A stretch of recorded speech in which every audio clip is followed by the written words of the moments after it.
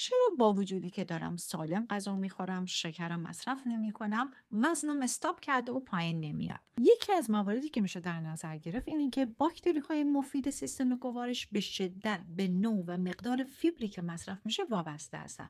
مصرف کم فیبر یعنی باکتری های مفید کمتر، متابولیسم آهسته تر، التهاب بیشتر، چربی سوزی کمتر.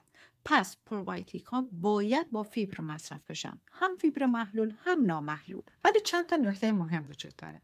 مکمل های پروبیوتیک و غذاهای پروبیوتیکی با وجودی که خودشون کمی ترش هستن و نباید با غذاهای اسیدی مثل قهوه و پرتقال رو به گوجه فرنگی همزمان مصرفشون کنیم، چون اسیدیته خیلی پایین میتونه پی اچ روده رو خیلی کاهش بده و اثر پروبیوتیک ها رو کمتر کنه، براشون خیلی دلخواه نیست.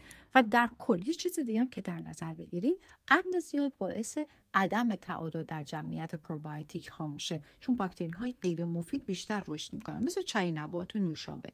پس در مسیر کاهش وزن از مصرف مواد غذایی با وجود پروبیوتیک غافل نشید و بهینه مصرفشون کنید.